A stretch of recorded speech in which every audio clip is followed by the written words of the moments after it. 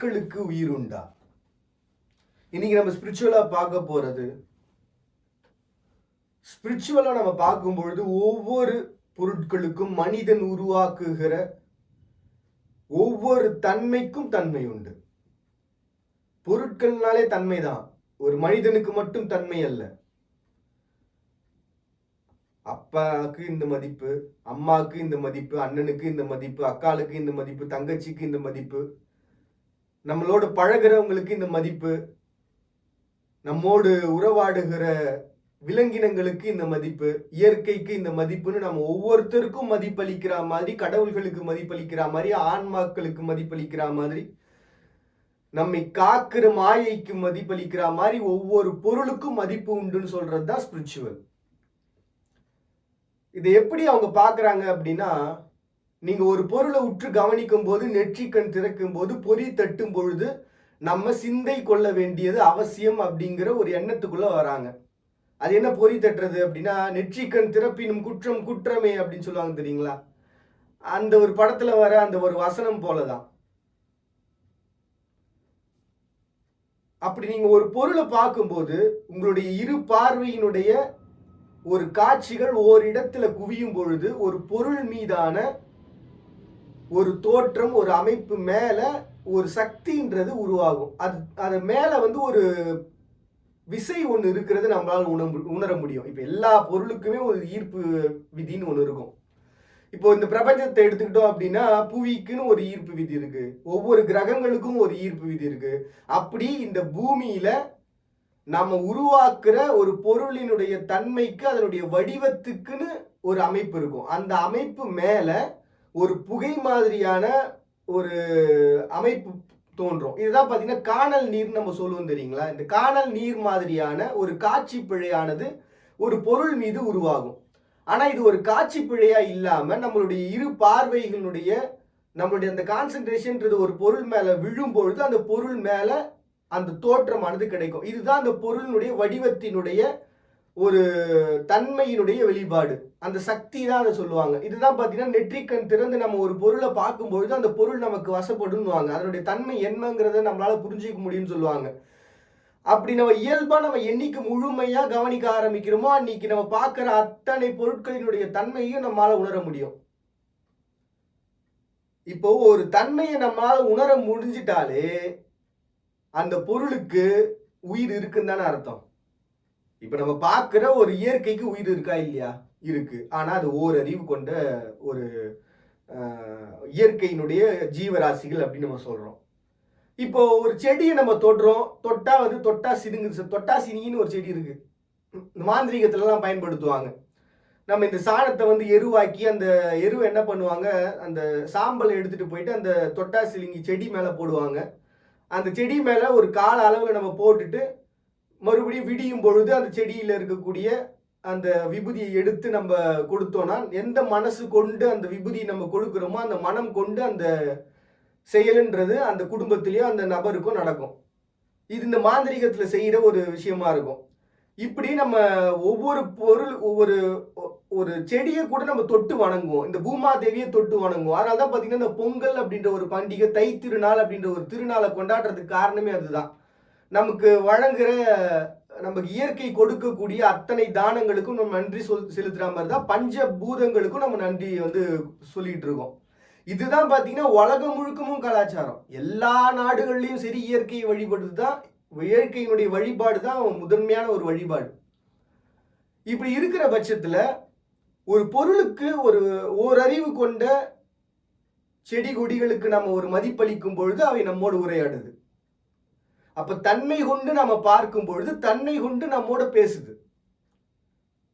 சரி, இப்போ நம்ம ஓரறிவு ஜீவன்ல இருந்து 5 அறிவு ஜீவன்கள்ல இருந்து எல்லாரையும் வசப்படுத்துறது இதை வச்சுதான். நீங்க தன்மை கொண்டு ஒரு பர்சன்ட்ட பேசுனீங்கன்னா அவர் எவ்வளவு பெரிய ராஜ்யத்தை ஆளக்கூடிய பர்சனா இருந்தாலும் சரி, எவ்வளவு பெரிய ஞானியா இருந்தாலும் சரி, நாம உலகம் மதிப்பளிக்கிற ஒரு பர்சனா இருந்தாலும் சரி, நம்ம தன்மைக்கு அடிபணிவாங்க.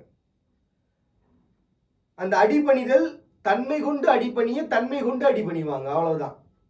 சரி, இப்போ இதெல்லாமே வந்து ஜீவராசிகள் அப்படின்னு இருக்கு, சுவாசம் இருக்கு, எல்லாமே இருக்கு. ஆனாலும் இந்த கல், மண் இப்போ இந்த பூமி அப்படின்றது பார்த்தீங்கன்னா முழுக்கவும் மண்ணு தான். அதுக்குள்ள இருக்கக்கூடிய சக்தின்னு பார்த்தீங்கன்னா ஒரு தீ சக்தி. ஒரு நடுவில் பார்த்தீங்கன்னா லாவா இருக்கு சார். நடுவில் லாவா இருக்கு. மேலே முழுக்கவும் பார்த்தீங்கன்னா மண் இருக்கு. அதுக்கு மேலே காற்று இருக்கு. அதுக்கும் மேலே ஓசோன் லேயர்னு ஒன்று இருக்கு. அந்த ஓசோன் லேயர் தான் பிரபஞ்சத்திலிருந்து பார்க்கும்போது ஒரு பொருள் மீது நாம பார்க்குற சக்தி எப்படியோ அப்படி ஒரு சக்தி பிரபஞ்சத்திலிருந்து புவியை பார்க்குற சக்தி. அப்ப அந்த வடிவம் உருக்குலையும் பொழுது, அந்த வடிவம் மாறும் பொழுது, அதிர்வுகளால பாதிப்பு ஏற்படும் பொழுது என்ன ஆகுது? ஆட்டோமேட்டிக்கா புவியினுடைய தன்மையில சுழற்சியில மாற்றங்கள் ஏற்பட்டு கால அளவுகள்ல வேறுபாடு ஏற்படுது. இதுதான் வந்து பாத்தீங்கன்னா சைக்காலஜிக்கலா இந்த காலநிலை சார்ந்த வல்லுநர்கள் இருக்காங்கல்ல சார், நீங்க வந்து ஏசி போடாதீங்க சார், தயவு செஞ்சு ஏசி நிறைய யூஸ் பண்ணாதீங்க, அதே மாதிரி நம்ம தேவைக்கு அதிகமாக சில விஷயங்கள் நம்ம பயன்படுத்தக்கூடாது, நிறைய கார்பன் அந்த CO2 அதிகமாக உமிழக்கூடிய நிறைய வணிக நிறுவனங்கள் இது எல்லாத்தையும் நம்ம வந்து ரிடியூஸ் பண்ணணும். நம்ம இந்த தோல் தொழிற்சாலைகள்லாம் வெளில வரக்கூடிய அந்த கழிவுகள்லாம் வந்து தண்ணியில் கலக்கும்பொழுது தண்ணி மாசு அடையுது. அப்படி மாசு அடையும் பொழுது நம்ம சரியான ஒரு சுழற்சி முறையில் கொடுத்து அதனுடைய வணிகத்தினுடைய எண்ணிக்கையை குறைக்கணும். அதே மாதிரி சுழற்சி முறையில் நம்ம சரியான ஒரு அளவில் வெளியிட்ட இயற்கை ஓரளவு பாதுகாப்பு தரும் அப்படின்ற எண்ணம் இருக்கு இல்லையா? ஸோ இந்த ஒரு எண்ணத்தை உருவாக்கி சும்மா நம்ம காலநிலையை கணிக்கிறவங்க அவங்க வெறும் உட்காந்துட்டு நமக்கு வந்து இந்த டைம் இந்த டேட்டில் மழை பெய்யும் இதை மட்டும் சொல்கிறவங்க கிடையாது. இது எல்லாத்துக்குமே நமக்கு அறிவுரையை கொடுக்கக்கூடியவங்களும் அவங்க தான். இந்த ப்ராப்ளங்கள்னால இப்படி இப்படி ஓசோன் லேயரில் ஒரு ஓட்டை விழுது, இதை எல்லாத்தையும் அனலைஸ் பண்ணி கொடுக்குறவங்க தான் அந்த காலநிலையை சார்ந்த நமக்கு வந்து சொல்கிறவங்க. அதனால தான் பார்த்தீங்கன்னா டிவியில் வந்து பார்த்தீங்கன்னா இதுக்குனே தனியாக அந்த செய்தி வரும்பொழுது இப்போ வந்து நமக்காக வந்து பார்த்தீங்கன்னா ரொம்ப ஃபேமஸான ஒருத்தருடைய பேர் சொல்லுவாங்க தெரியுங்களா? ஸோ அந்த ஒரு பேர் நான் சொல்லும்போதே உங்களுக்கு நினைவில் வந்துட்டுருக்கோம். ஸோ அவர் வருவாரா, எப்படா லீவ் விடுவாங்கன்னு சொல்லி சின்ன வயசில் நம்ம காத்திருந்தோம் பாருங்க, அந்த மாதிரியான ஒரு பர்சன். ஸோ அவங்கள மாதிரி ஆட்கள் உலகம் முழுக்க இருக்கிறாங்க. அனந்த நாராயணன் அப்படின்னு சொல்லிட்டு அவங்க வருவாங்க. ஸோ அந்த மாதிரி உலகம் முழுக்க இருக்கிறாங்க. இப்படி உலகம் முழுக்க இருக்கக்கூடிய இந்த பர்சன்ஸ்ல காலநிலை குறித்தான ஒரு சிந்தையை வச்சுக்கிட்டே இருக்கிறாங்க. எல்லா துறை சார்ந்தும் அவங்களுடைய துறை சார்ந்து சிந்தையை வச்சுக்கிட்டே இருக்கிறாங்க. ஆனால் அதனுடைய தடங்கள்ன்றது எங்க உருவாகுதுன்னா, மக்களான நம்மளுடைய பணம்ங்கிற ஒரு மதிப்பை கொண்டு நம்மளுடைய வாழ்வியலினுடைய அடிப்படை உருமாறி வந்ததால நம்மளுக்கு ஒரு பெரிய தடையா நம்மளுடைய சிந்தையா நம்மளுடைய பிஸ்னஸா மாறி போச்சு.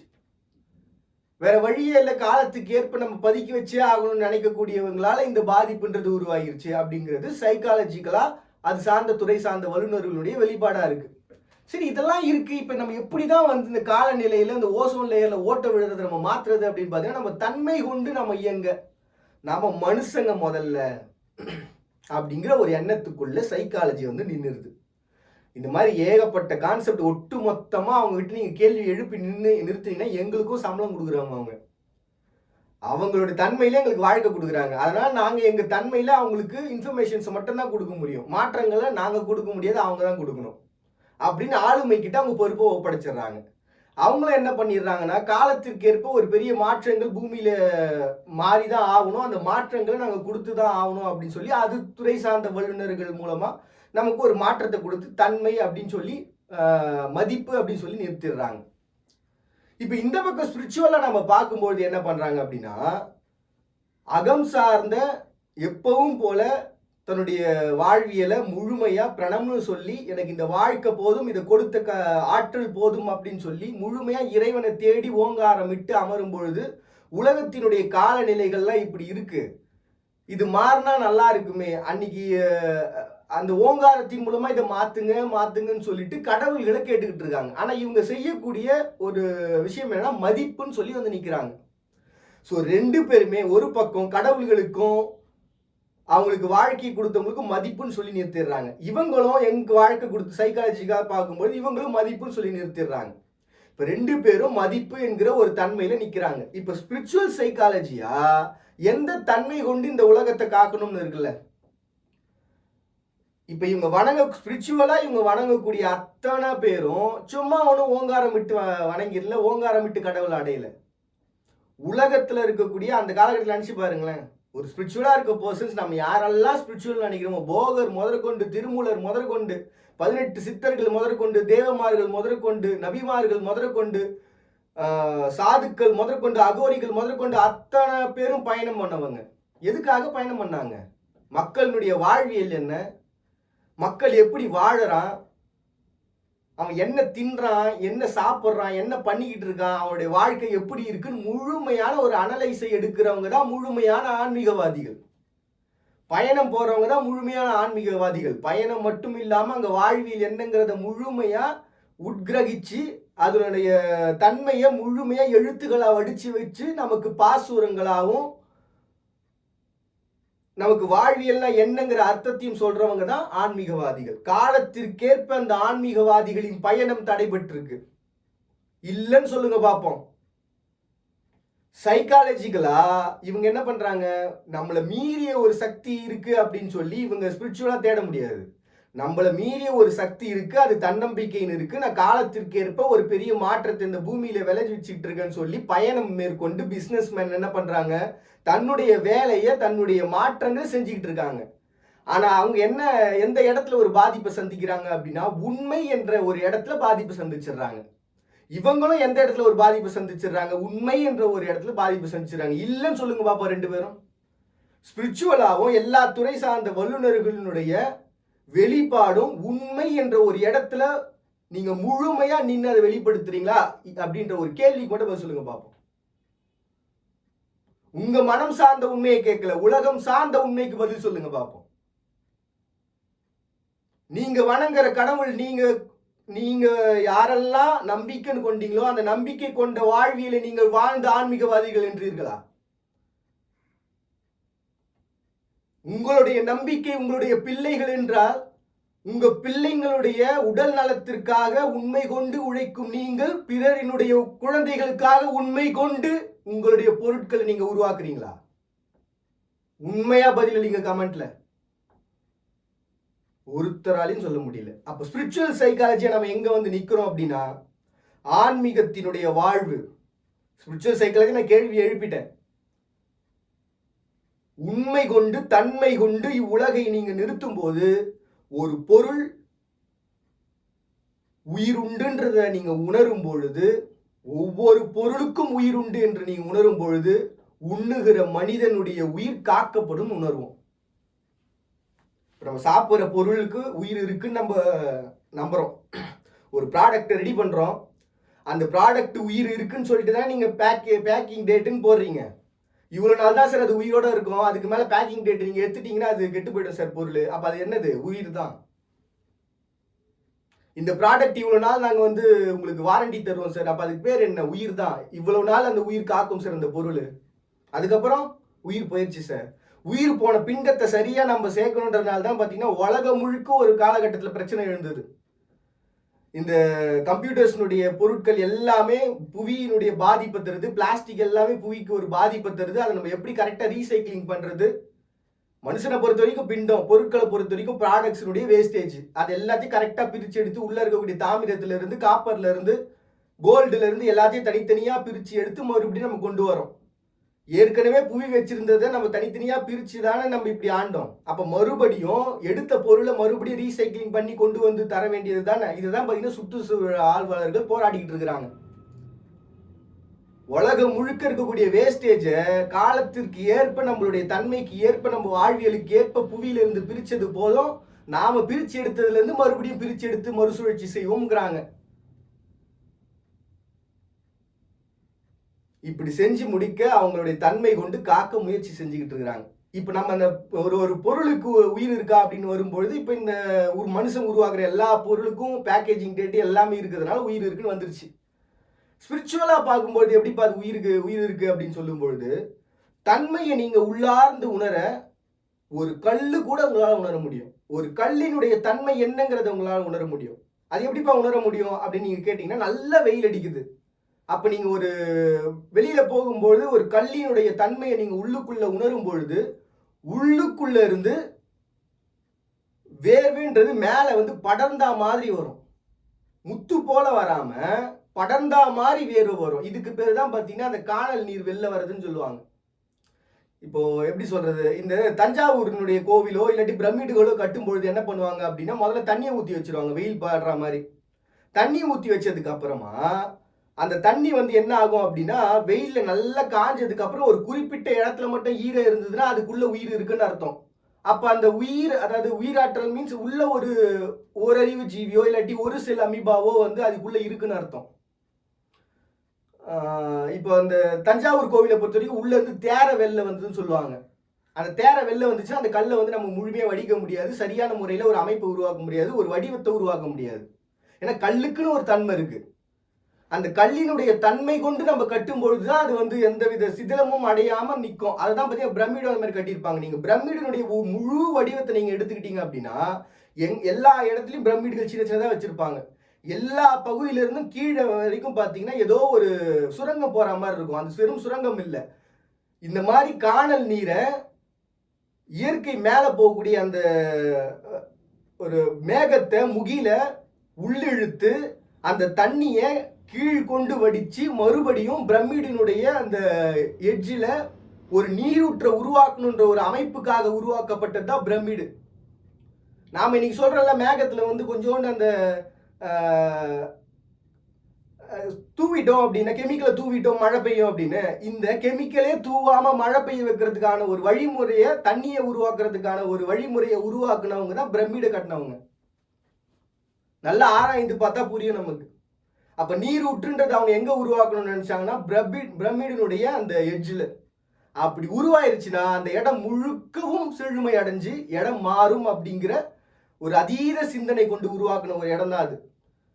அப்ப ஒரு பொருளுக்கு ஒரு மதிப்பு இருக்கும் பொழுது, ஒரு ஸ்பிரிச்சுவலா நம்ம பார்க்கும்போது இந்த ஒரு விஷயத்துலயே உங்களுக்கு புரிஞ்சிடும். நம்ம ஒரு பொருளுடைய தன்மையை உணரும் பொழுது அந்த தன்மை என்னலான்றதை நம்மளால உணர்ந்துக்க முடியும். ஒரு கல்லை உணர்ந்தீங்கன்னா இந்த தன்மை, ஒரு நீரை உணர்ந்தீங்கன்னா இந்த தன்மை. அப்போ நம்ம தன்மையை உணர்கிற பட்சத்துல உயிர் இருக்குன்னு அர்த்தம். நம்ம உணர்கிறோம் அப்படின்றதுனால நமக்கு உயிர் இருக்கு அப்படின்னு, சரிங்களா? இப்போ அந்த பொருளினுடைய இடத்துல அந்த பொருளுக்கு என்ன தன்மை இருக்கும் அப்படின்னு அந்த பொருள் தான் உணரணும் அப்படின்னு நம்ம நினைச்சோம்னா, இப்போ எப்படி சொல்றது, கம்யூனிகேஷன் ஒன்று இருக்கு. இப்போ எனக்கும் ஒரு பொருளுக்குமான, எனக்கும் ஒரு கல்லுக்குமான, எனக்கும் நிலம் தீ நீர் வழி விசும்பிற்கான ஒரு தொடர்புங்கிறது, ஒரு தன்மைங்கிறது எங்க வந்து நிக்குது அப்படின்னு பாத்தீங்கன்னா உள்ளுக்குள்ள உணர்றது. நான் உணர்றேன் அப்படின்னா நிலம் தீ நீர் வழி விசும்பு உணராம நமக்கு கொடுக்காது, சரிதானே? இல்லைன்னா அது சக மானுடம் என பேசி பிரிகிற மாதிரி இருக்கும். பொருள் யூஸ் பண்ணலாம் சார், ஃபோனை கையில் வச்சுக்கலாம். நான் ஃபோனாவே மாறிக்கிறேன் அப்படின்னு நினைக்கும் போது நம்ம அந்த ஃபோனாவே மாறணும்னா அந்த முழு தன்மையும் நம்ம உணர்ந்துருக்கணும்ல. சரி, இப்போ ஹிப்னாடைஸ் பண்ணுறாங்க, இப்போ ஒரு பர்சனோட மைண்ட் ரீடிங் பண்ணுறாங்க, இல்லாட்டி மனசால பேச முயற்சி பண்ணுறாங்கன்னு வைங்களேன். இங்கேருந்து அங்கே இருக்க பர்சன்கிட்ட வந்து மனசார பேச முயற்சி பண்ணுறாங்க. ஒன்று உங்கள் மனமும் அவங்க மனமும் சேர்ந்து இருக்கணும். அப்படி இல்லைன்னா பிழை எழும், கன்ஃபியூஷன்ஸ் கிரியேட் ஆகும். ரெண்டு மனமும் ஒன்றா இருந்துச்சுன்னா, ரெண்டு பேருடைய மனசும் சரியாக இருந்துச்சுன்னா, சின்ன வலி கூட இல்லாமல் காற்று மாதிரியான ஒரு உடல் அமைப்பு நமக்கு உருவாகும். ஹஸ்பண்ட் அண்ட் ஒய்ஃப் முழுமையாக சந்தோஷமாக இருக்கிற பர்சன்ஸாக இருந்தாங்கன்னா ஒரு காற்று மாதிரியான உடல் அமைப்பு, ஒரு ஃபீல்ன்றது அவங்களுக்கு இருக்கும். ஹஸ்பண்ட் அண்ட் ஒய்ஃப் ரெண்டு பேரும் சரியான ஜோடிப்பா, எங்கே பிரித்து வச்சாலும் ஒன்றா சேர்ந்துருவாங்க சார், எத்தனை கோடி வருஷம் ஆனாலும் ஒன்றா சேர்ந்து வாழ்வாங்க சார் அப்படின்ற ஃபீல் கிரியேட் ஆகிறது எல்லாமே ஸ்பிரிச்சுவலாக சொல்கிற விஷயங்கள். அதுதான் பார்த்தீங்கன்னா இப்போ அந்த நிலைக்கு நம்மளால போக முடியாததால ஒரு இந்த காலகட்டத்தில் நம்ம எப்படி வாழ்ந்துகிட்டு இருக்கோம் அப்படின்னா, ரெண்டு பேரினுடைய துடிப்புகள் ஒவ்வொரு துடிப்பாக மாறும்பொழுது புருஷன் பொண்டாட்டி அப்படின்னு மாறிடுறாங்க. இதெல்லாம் எதுக்காக நான் விலைக்கு சொல்கிறேன் அப்படின்னா, ஒரு தன்மையை நம்ம உணர்றோம்னா அந்த தன்மைக்கும் உணர்கிற சக்தி இருக்குன்றதுனால தான். நமக்குள்ள முழுமையாக கலந்துட்டாப்பா அப்படின்ற ஒரு கான்செப்ட் வந்தால் என்ன அர்த்தம், காதல் கொண்டு விளக்குனா தான் புரியுங்கிறதுனால சொல்கிறேன். முழுசாக எங்கிட்ட ஐக்கியமாயிட்டாவ அப்படின்னா என்ன அர்த்தம், அவளுடைய தன்மை நமக்கு புரியுதுன்னு அர்த்தம், நம்ம தன்மை அவளுக்கு புரியுதுன்னு அர்த்தம். அப்போ உலகத்தில் உள்ள அத்தனை பொருட்களுக்கும் ஸ்பிரிச்சுவல் சைக்காலஜியா நான் சொல்ற விஷயங்கள் உயிர் உண்டு. இப்போ நான் கடைசியா எழுப்பி முடிக்கக்கூடிய கேள்வி என்ன அப்படின்னா, நாம பார்க்கிற உலகம் நாம் பார்ப்பது போல் உண்டா? இல்லை என்றால் நான் யார் என்று உணர்வீர்களா? மறுபடியும் எல்லாரும் இதே போல ஒரு அழகிய தருணங்களை சந்திக்கிறேன். அது விடைபெறுவது நான் உங்க பாண்டியை. நீங்க பார்த்துட்டு இருக்கீங்க இந்த நிகழ்ச்சி ஐ அம் நாட் அ செலிபிரிட்டி.